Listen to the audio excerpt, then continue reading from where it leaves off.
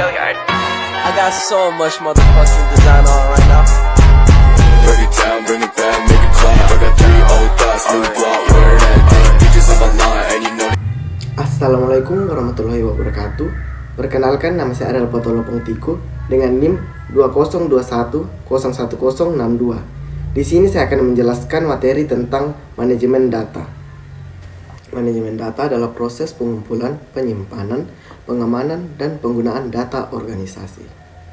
Data dianggap sebagai sumber daya yang berharga bagi organisasi modern dengan akses ke banyak data dan juga berbagai tipe data yang berbeda. Organisasi membuat investasi besar dalam penyimpanan data dan infrastruktur manajemen.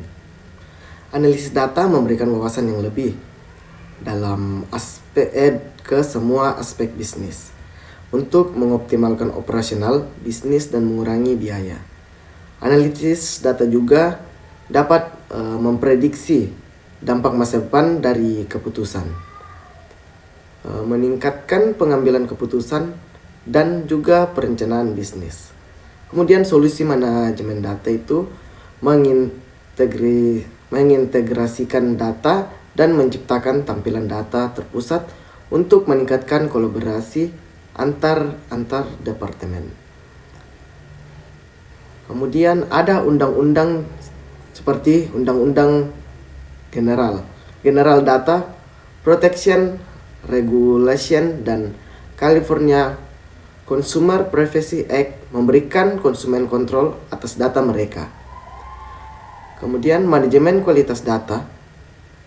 Manajemen kualitas data mengukur dan meningkatkan kualitas data organisasi. Mereka meninjau data yang ada dan baru serta memverifikasi bahwa data tersebut memenuhi standar. Mereka juga mengatur proses manajemen data yang memblokir data berkualitas rendah agar tidak masuk ke sistem. Distribusi dan konsistensi data. Titik akhir untuk distribusi data. Untuk sebagian besar organisasi, data harus didistribusikan ke berbagai titik akhir, di mana data itu adalah data yang diperlukan. Ini termasuk sistem operasional, danau data, dan juga gudang data. Distribusi data diperlukan karena latensi jaringan.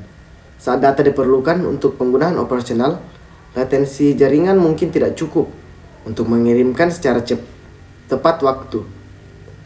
Menyimpan salinan data dalam basis data lokal menyelesaikan masalah latensi jaringan.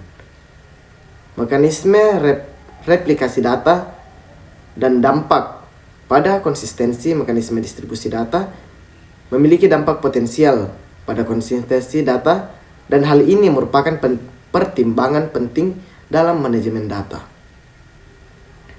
Konsistensi yang kuat dihasilkan dari replikasi data yang sinkronis.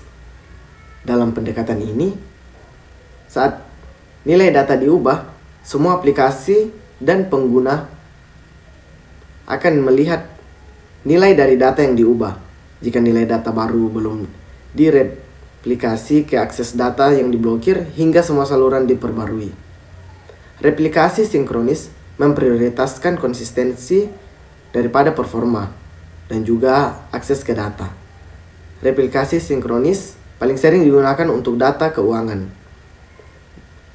Membandingkan streaming dengan pembaruan batch aliran data mengalirkan perubahan data saat terjadi. Ini adalah pendekatan yang lebih disukai jika akses data mendekati waktu nyala diperlukan. Data diekstrak, diubah, dan dikirim ke tujuannya segera setelah diubah. Pembaruan batch lebih tepat ketika data harus diproses dalam batch sebelum pengiriman. Contohnya, meringkas atau melakukan analisis statistik data dan hanya mengirimkan hasilnya. Pembaruan batch juga dapat mempertahankan konsistensi internal titik waktu data jika semua data diekstrak pada titik waktu tertentu. Pembaruan batch melalui proses ekstrak, transformasi, dan muat biasanya digunakan untuk danau data, pergudangan data, dan juga analitik. Manajemen Big Data. Big Data adalah volume besar data yang dikumpulkan organisasi dengan kecepatan tinggi dalam waktu yang singkat. Umpan berita video di media sosial, dan aliran data dari sensor pikiran adalah contoh dari Big Data. Baik skala maupun kompleksitas operasi menciptakan tantangan dalam manajemen Big Data. Contohnya itu seperti sistem Big Data menyimpan data seperti data terstruktur yang mewakili dengan baik dalam format tabel, data tidak terstruktur seperti dokumen, gambar, dan video, data semi terstruktur yang menggabungkan dua jenis data sebelumnya. Kemudian arsitektur data dan pemodelan data. Arsitektur data yaitu arsitektur data menjelaskan aset data organisasi dan menyediakan cetak biru untuk membuat dan mengolah aliran data. Kemudian pemodelan data. Pemodelan data itu adalah proses menciptakan model data, proses menciptakan model data konseptual dan logis yang memvisualisasikan alur kerja dan hubungan antara berbagai jenis data. Selanjutnya ada tata kelola data. Tata kelola data mencakup kebijakan dan juga prosedur yang diterapkan organisasi untuk mengolah keamanan datanya, integritas data dan juga utilitas data yang bertanggung jawab. Biasanya fungsi tata kelola data meliputi seperti kepatuhan terhadap peraturan kebijakan tata kelola data, mengurangi risiko denda atau tindakan peraturan, dan juga keamanan data dan kontrol akses. Tata kelola data mencegah akses tidak sah ke data dan melindunginya dari kerusakan. Hal ini mencakup semua aspek perlindungan. Contohnya aspek perlindungan itu seperti mencegah pemindahan atau penghapusan data yang tidak disengaja, mengamankan akses jaringan untuk mengurangi risiko serangan jaringan, dan selanjutnya memverifikasi bahwa pusat data fisik yang menyimpan data memenuhi persyaratan keamanan.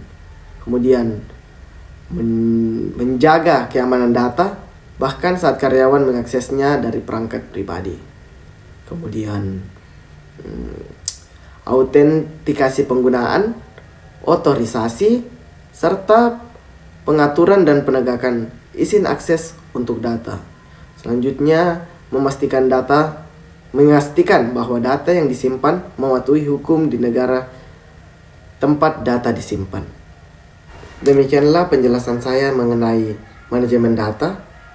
Assalamualaikum warahmatullahi wabarakatuh. Bring it down, make it clap. I got 3 old thoughts, new block, where that